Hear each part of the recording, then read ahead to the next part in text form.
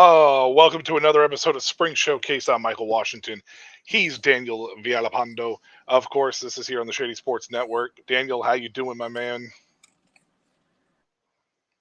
I'm doing fantastic. We're getting there. Always can't complain, man. Can't complain. Yeah, no doubt. I feel you there for sure. Uh, First and foremost, this weekend was what was it? Week 5, week 6? What was it? Week 5? Correct. Yeah, week 5. Oh yeah. So we're getting Week 5. yeah, Yes. we're getting there. We're getting there. Only 4 more weeks left in the season. Well, 4 more games for each team left in the season. Yeah. Yeah, it's crazy, man. Season's winding down.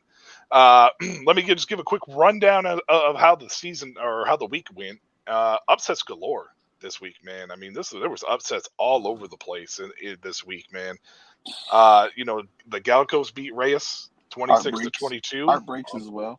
Oh yeah, on Thursday, the Jefes beat the Mexicas, 23-19 on that. We'll get to that ending, when we talk about that game, and then the Raptors as well, and ending beat the Fundadores 36-31, and then the only game that I think you and I got correct was the Caladios game, and they beat the Dinos 39-8. I think that's the only game we got right, man, on Monday Night Football. That was the only one I think we got right. We talked about, though, leading into the week. We discussed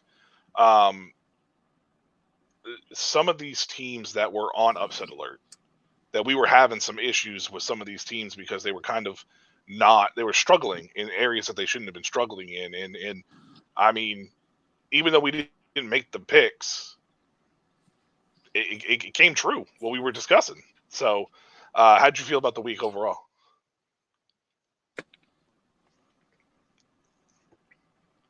What was it? What was that last part? I said, how'd you feel about the week overall?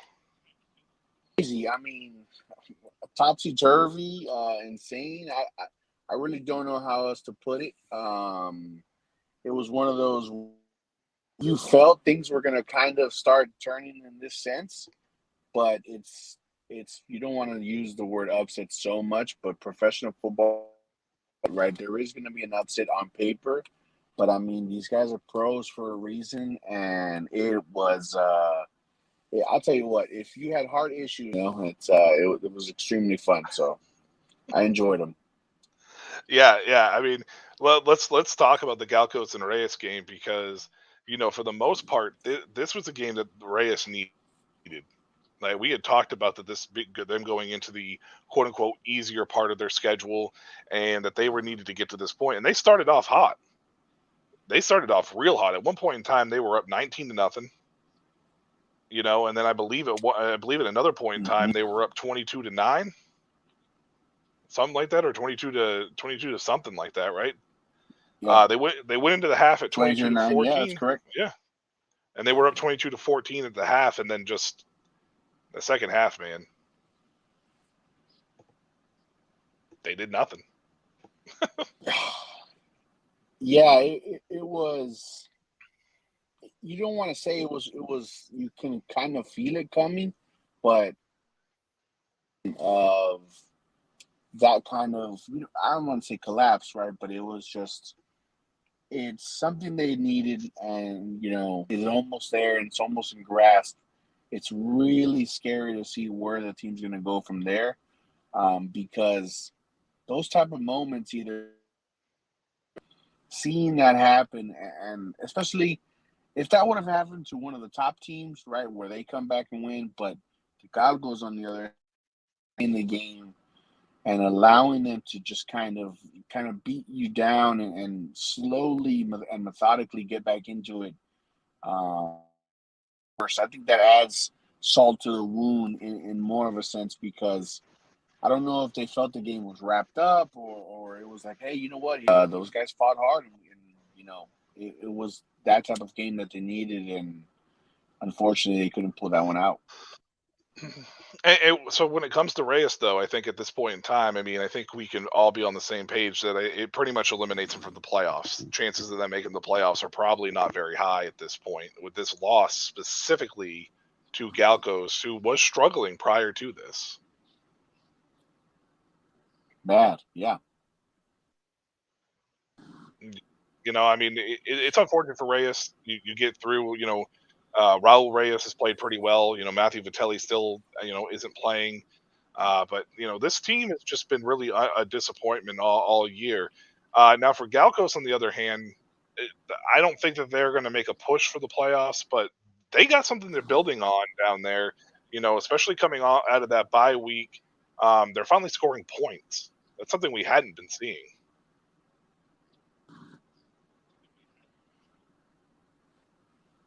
Yeah, I mean, it was a lot of simplification. It looked like in the second half as they started scoring points, and it really looked like they just kind of got into a basic football offense. Uh, Things right, jet sweeps, zones. Don't gotta get fancy with things. You know, take the little check down. It was almost a tale of two points going into that half, but a lot of stuff simplified, a lot of stuff slowed down, and I agree with you. I don't see them pushing for the playoffs. I mean, a miracle, but they would definitely need one. Um, but man, the Rays is just it's tough to see how high we held them in the beginning of the year and how far up we expected them to go. It keeps going back and forth. Is this their guy? Is their guy? Is Vitelli their guy? Or you know what are they going to stick to? And unfortunately, I think this loss is going to be the straw that broke. It's gonna be extremely interesting to see where they go from here because losing it sucks, but losing almost like infuriating. It'll drive someone crazy. Yeah. And one of the other things about this specific game is um, this Reyes organization is how are they going to respond, for the future now? We're talking about next year at this point because, you take a look at a team like Galos Negros where, they only had one win the year before. They kind of revamped this entire team, and now they're looking like a playoff team in comparison, where Reyes looks like they're moving in the opposite direction. They're going to have to revamp, I feel like, this entire team next year. And at this point, what do you do? Do you fight for just the integrity, or do you think maybe you should just kind of, you know, play to play? And if you win, you win. But I mean, I just don't know how you tackle these last couple games down the stretch for Reyes because you know that the morale must be absolutely demoralizing there. Yeah, this is where it gets interesting for the imports, right? It becomes you don't want it to be where you're just playing for the check and you know you're getting paid.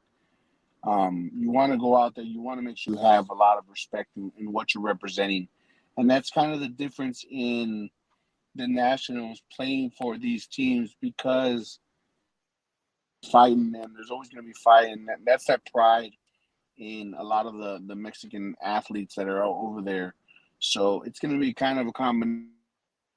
The imports who are seen as leaders on the Reyes team, are they going to be able to keep everything going? Are they going to be able to keep everyone in check, but just high spirits? Um, you really got to look internally to see what you're going to fix. And as you watch finish these games, it's hard for them to put away these games just because the way they built the interior, right? The way they built from inside out, which is the O line. Um, you got to have size. You got to be able to run these clocks out and you demoralize people. And I think you how do you finish the season? Well, however you do, you better take it into next season and don't just think like, well, we just lost those games, no big deal.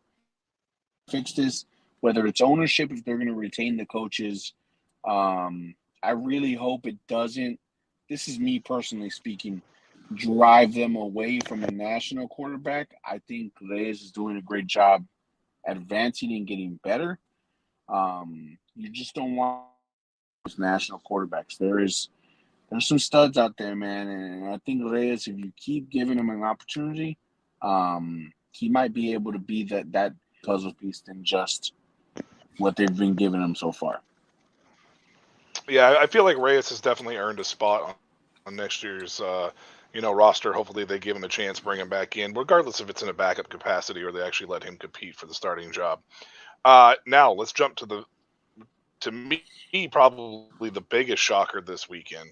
At the beginning of the year, the Mexicans looked like that they were going to be one of the top teams in the league. They looked like they were going to be the team that was going to derail the Caladios, and they have struggled now the last 3 weeks. We talked about it a little bit last week.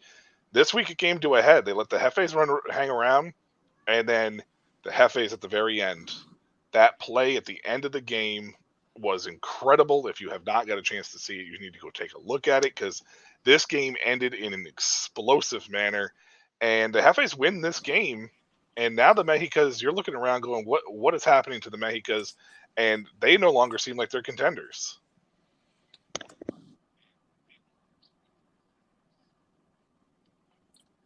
That was the definite that last play was all of it raveled into one.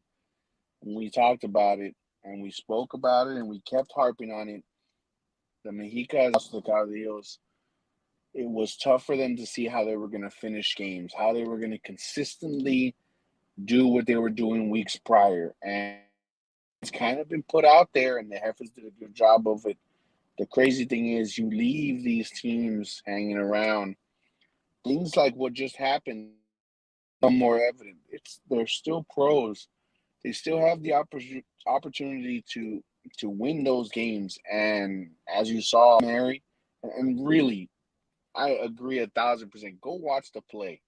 Just it baffles me how that happens from it's football. That's football. And that turns into the how you're going to finish the game. Credit to the Heifers for pulling that one off, but team that has that much talent in the Mexicas lose like that. Yeah, and this does go back to our point last week. Like the Mexicas got absolutely demoralized by the Caladios two weeks ago. They struggled to finish off the Raptors last week, and we talked about it when we made our predictions that even though the Jefes were 0-3 and have really struggled on offense, that this was a game where the Mexicas needed to be careful that they didn't play down to their competition to keep them hanging around. Credit Yeah. to the Jefes staff, credit to the offense, credit to the defense specifically, because they never allowed more than 7 points, I think, being scored on them in a quarter. They never reached double digits. So the Jefes did a fantastic job just hanging Yeah. around. And the proof in the pudding that sometimes all it takes is one play, and that's all you need. And the Jefes did it. The fantastic wide receiver route, great throw, but a better run after the catch that really, really put the Jefes over the top Oh in yeah. this game. And it just the Mexicas, man, like they need to rebound and regroup because I still think they're one of the better teams in this league, but they need to figure out what's wrong with them and correct it before it's too late. Yeah, and you got to have whether it's a team meeting, an internal team meeting. Just I agree 1,000%. They need to figure it out because the talent's there, the potential's there, but the term is it gets ugly, and when losses happen, bigger problems become more evident. And the last thing you want to do is you let this slippery slope, and it becomes an avalanche, and whatever it is, I agree 1,000%. And they got to get together and they got to figure this out and they got to figure it out fast. we talk about this. Yeah, and that's one of the things that we've talked about plenty of times. We talk about the upsets on the side of things, and there was another upset. Unfortunately, your Fundadors were at the butt end of this one. Another great finish in the same day. It Twice, was twice twice. now. Yeah, the Yeah. Raptors got the hold of them and beat them 36 to 31. This was interesting because the Raptors offense hadn't really been their strong point. It was really their defense that has been their strongest point, to this. But um, they kind of showed life here, and it's it's got to be a little worrisome for some of the teams that are heading into the playoffs because this Raptors team looked like they might make it and squeak in if they're able to get this offense rolling because Guerrero was improving every week. We talked about it with Reyes before, but it's really been Guerrero that's been making those strides and has been really improving as far as a national quarterback is concerned to root for. I'll be honest, man. I like the Fundadors. I like Shelton Epler as we talked about, but I was kind of rooting for the Raptors in this game just to watch Guerrero go out there and do his thing. Yeah, and that was the thing, and it almost felt like, okay, it's, we got one upset. It's not going to really be anything like this. But from the get go, from the fans looked comfortable. They were clicking. It wasn't a scene where we're used to, where it's okay. Here comes a 3-and-out. All right, watching that game, you could see the amount of comfortability that they had, and I think, you're right. I mean, but Guerrero has done a great job, and it stemmed from our second show. You talked about it.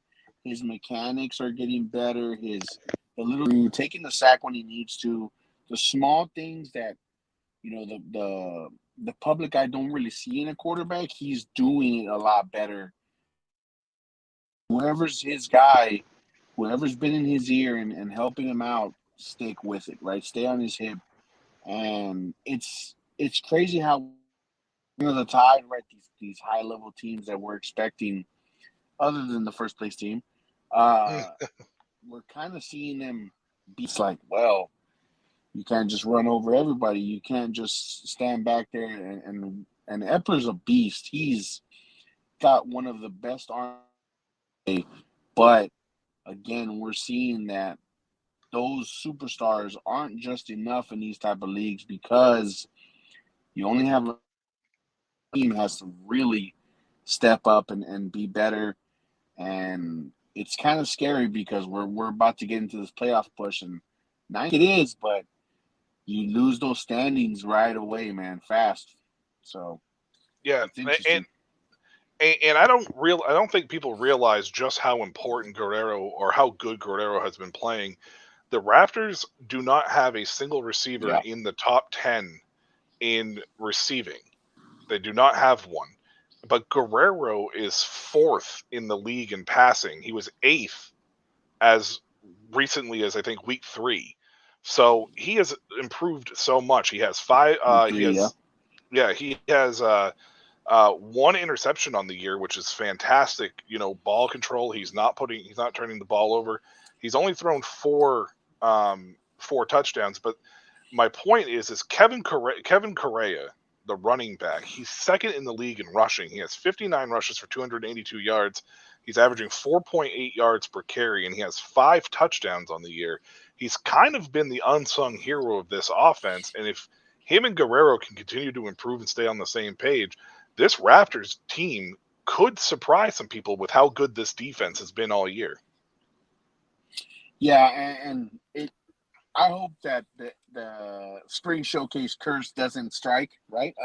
Yeah, for sure. But the last time we talked about a great quarterback and the great running back tandem, we've kind of on them, but you have done a great job of identifying that, right? And that's they're flying under that radar. They're flying because they're nationals. You know, we don't know, right? We can't stipulate and we can't say, but that's the truth of it. Mm. The imports come in and honestly, they're gonna be they're the showcase. They're the spotlights on them. You got to come and dominate in. But you did a great job of just absolutely doing what he needs to do to help them out.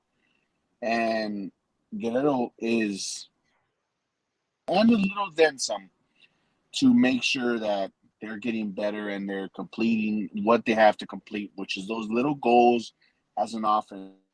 A good first down, man. Let's extend this drive. They're now getting into that rhythm, and you said at the top of this segment, right? They're starting to get scary because if they click, the way the defense has been playing, that's a scary team to take on. Yeah, it's funny that we say that about the defense. First and foremost, shout out to Sam. Thank you for joining us tonight, my man. And again, thank you for the platform and giving us for this show as well. We talk about the defense. They gave up 31 points, but the Fundadors are a team that scores. They're an offensive firework team, right? We know that they're going to do it. Shelton Epler's leading the league in passing. We expect it from him. My concern with this, though, from the Fundador standpoint, is they are now 0-2 since the Easter break. They have not. And I don't even want to say that they haven't looked good. They haven't looked great.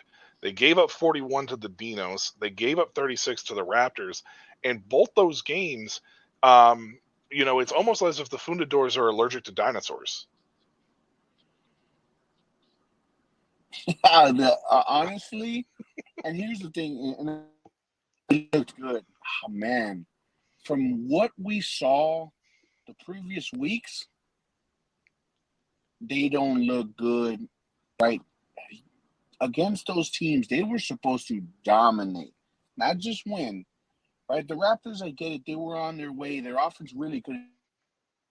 The way they were playing those first couple weeks, the Fundidores, I know if I was a betting man, I know I would have put serious. But coming off that break, I don't know what changed. I don't know what scheme. They a lot of it seems very similar in how they're their guy. I just think that defense is being caught in a certain tough way, and it really is getting to the point where I'm going the Fundidores' way because it's just little by little where that defense is now starting to show that weakness, and that's they were a lot better in those first couple games. They've been outscored 77-51 in the last 2 weeks. And there's not even really a 7 pattern points. as to where you can find it, because it was the second and third quarters against the Dinos, and it was the third and fourth quarters against the Raptors. The Raptors only scored 13 apiece, but it was like the offense went stagnant and the defense is showing so much weakness that it's almost as if they're just relying on their offense to outscore people. And now these teams are starting to exploit this defense even further. And it's like, you just can't keep shooting out these games. It's going to bite you. Everybody knows defense wins championships, and I'm an offensive guy. Yeah. No, yeah. And okay, the offense has to score every single time. I mean, and as an offense, you feel that. I know a lot of times, like, hey, man, you know what? Let's get. But a lot of time, you press. You want to press for wins. You want to press. Okay, we have to score. Our defense is giving up 77 points. That means we got to. We have to press and that's a hard thing to do on an offense, man. Especially when your quarterback's, he's the guy. It's never easy to just have to score every single chance. So it's they got to buckle down on the defensive side, man. They got to get more stops. And Shelton Epler needs slow down that bleeding. Yeah, and Shelton Epler needs to take care of the ball better. He has 7 interceptions suddenly. That was not something that that we didn't see earlier, and now we're starting to see a little more of it. As far as that's concerned, yardage wise, the Fundadors are second in the league. And the Raptors are fifth, and the Dinos were all the way down at eighth. So it's like the offenses, these two offenses shouldn't have been able to combine for 77 points on a team like that. And yet here we are looking at it from that standpoint going, what is happening with the Fundadors? And they need to get it figured out if they're going to make a run for this championship. Yeah, exactly. Yeah. I mean, and obviously from the Raptors standpoint, it's great momentum moving into the final weeks. All right, the last game of the weekend or whatever you want to call it. It was Monday Night Football. It was the Caladios and the Dinos. This game went about pretty much how we all expected it to. The Dinos came off that great win against the Fundadors the week before. They had upset on the mind, but this Caladios team, man, they just continue to just show that they are the cream of the crop in Mexico. Yeah, the Dino some hope. I know we talked about it and we spoke to each other and we're like, hey man, I mean this team, if this is any week that you can build and rally around, the Galileos are extremely well coached. They have a ton of award winners returning. And that's the interesting part about how the LFA is run through the way they run through it. But it's impressive how good they're looking, and that's what a great team is supposed to do. You're supposed to beat. You're supposed to pull out those close wins. And right now, they're showing why it's them and it's everybody else in the LFA. Yeah, and it's a situation where we're looking at now as we get ready to head down towards the stretch here. We're looking at a situation is who has the juice to be able to try to knock this team off.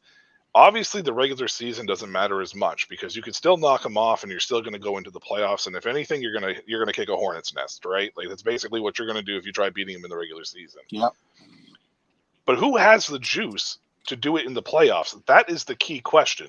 Outside of barring a major injury, which we never wish on anybody, this Calo Diaz team just looks like a very well complete team from an offensive standpoint and a defensive standpoint. And it's hard to pick a team that can go, they can do it.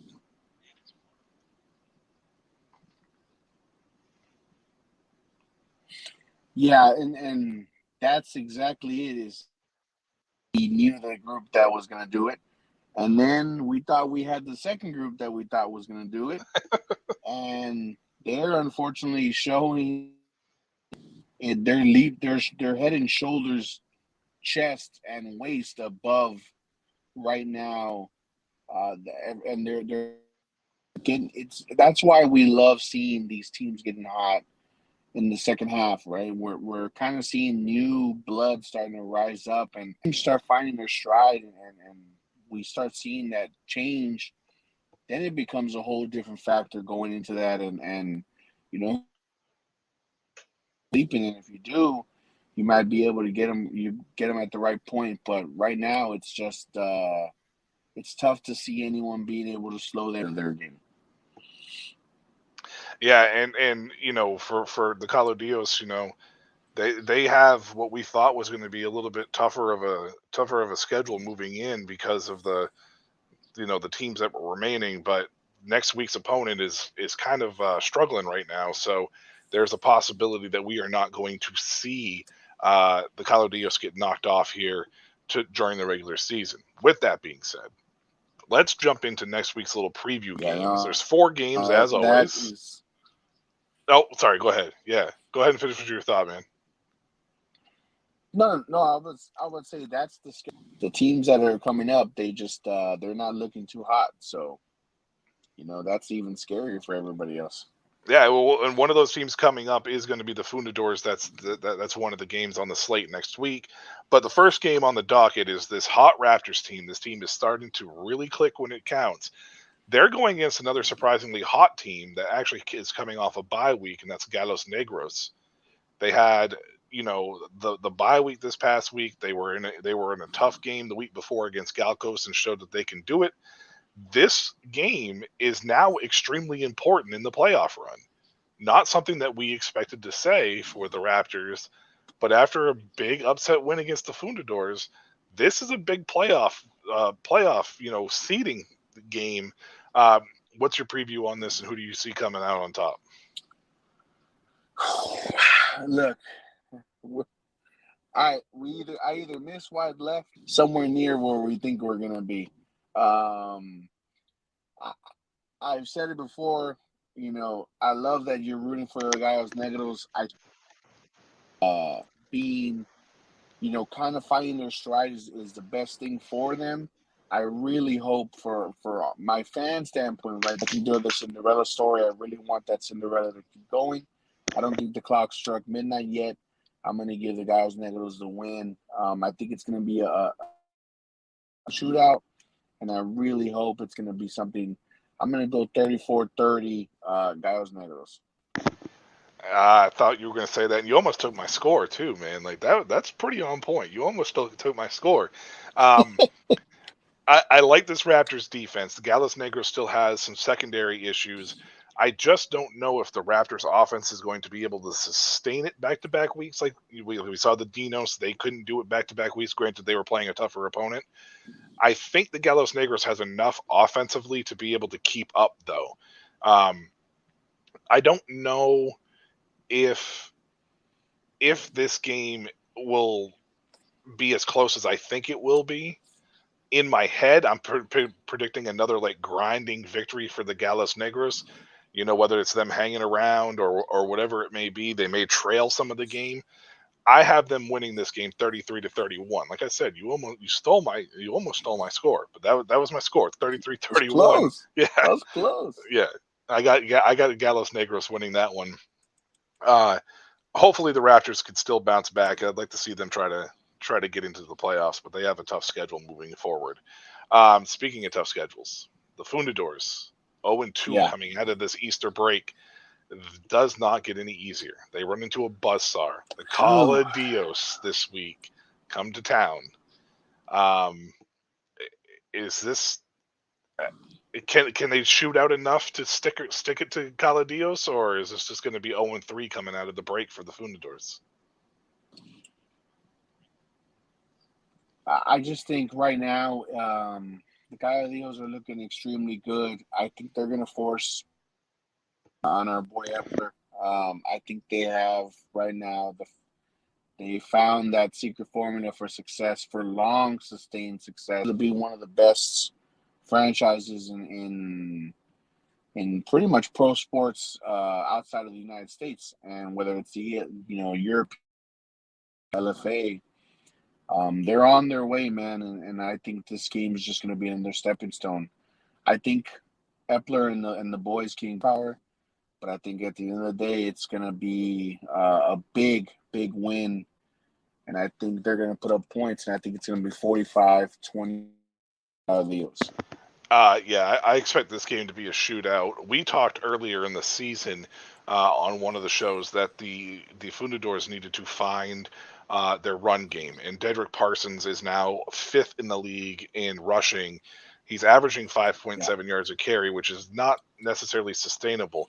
I do not think they're going to be able to rush for 5.7 yards a clip against Calo Dios, only because the Calo Dios is very well rounded.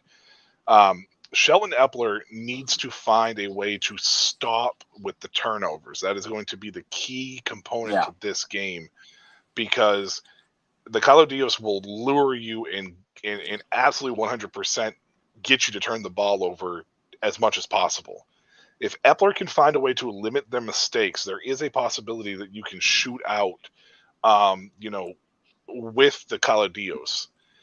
I don't think it's going to happen, and Fundadors is gonna have to really hope the last 2 weeks turn it around for them, because right now that Easter break was a turning point to their season, and I think they're going to go 0-3 coming out of the break. I think you're right; it's going to be a shootout. I got the Calo Dios winning this game 41-34. But from a standpoint of the Fundadors fans and for you, I hope you guys can do it. All right. The third game. Yeah. I mean, you want to create some turnovers?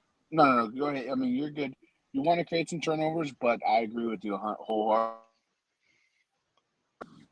Yeah, for sure, and that's going to be one of the things that the Fundadors needs to find a way to limit the mistakes on, for sure. The third game on the docket is the Jefes coming off a huge victory, big victory, fantastic fashion. It was thrilling, running high on emotion. They're running a wave of emotion right now, and they're going against a very struggling Reyes team, who looked like they dominated on Thursday Night Football in the first half, and then ended up giving that game away. What's your prediction for this one? And do the Hefes go win their second game of the year?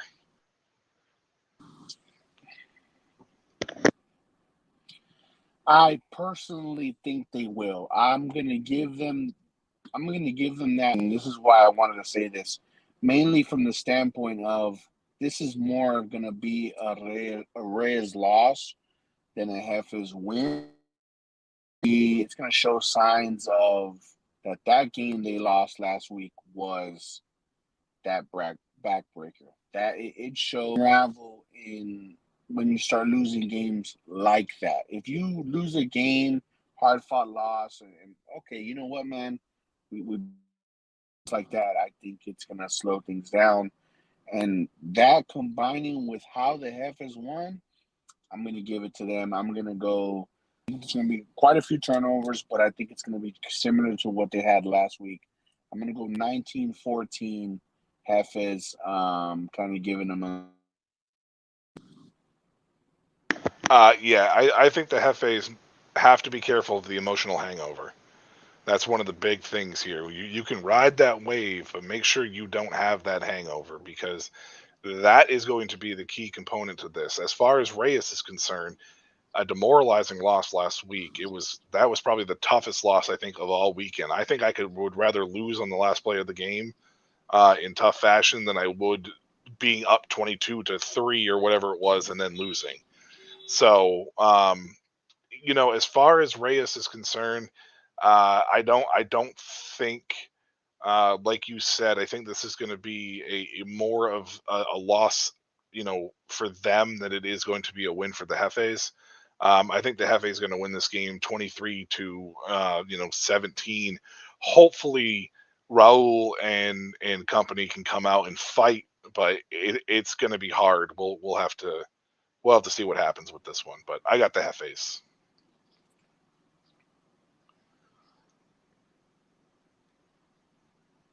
And it looks like we have a Monday Night Football game. It looks like we have a Monday Night Football game this week. It looks like it's going to be Galcos against the Dinos. What's your preview for this one, and what's your prediction on this game? Oh man, the simplification of that offense. I really hope they take it into that standpoint. I think if they do, and I always sound like a nice little sidebar here, but I just love their colors. I love their colors. I love their uniform. I love their mascot. All about it, man. But interesting to see. It's going to be interesting to see how they come off that loss. They just battled through. I'm going to give them the benefit of the doubt. I think the Galgos are going to go back to. And I'm going to give the Dinos a win here. I'm going to go 27-17. I think the Galgos kind of hang in there for a little bit, but they're going to do a better job of bouncing back the way they should. Yeah, this game for me is a very tough, a tough game to predict, because you can't trust really either team to do what you would expect them to do. Galcos, I think, is a little more unpredictable. Great point. Yeah, I mean, well, the offense was a little more unpredictable because the offense was really, really bad at the beginning of the year. Since Easter break, they've steadily improved. They cracked over 10 for the first time, then they cracked over 20. I do not think they're going to crack over 30 against the Dinos. Now, the Dinos have been a little more consistent on offense, and I think that one of the things about the Dinos is this offense goes when De La Rosa goes. If De La Rosa can continue to steadily improve, like we've talked about with Guerrero, and making sure that he's just cleaning up his mistakes, I think that this Dinos team can put up enough points to win this game. And I think they're going to, but it's a Monday night game. You never know with these Monday night games what could happen. They're a little bit less unpredictable than the Thursday games, but we don't have a Thursday game this week, so we got to go with the Monday night unpredictability. I'm going to say the Dinos though, and I kind of agree with your score. I think it's going to be 24-13. I think Galcos kind of regresses a little bit in this game as a little bit of a slip up game for them.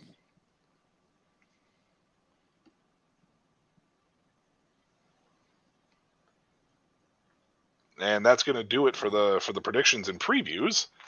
Daniel, it's that time, my man.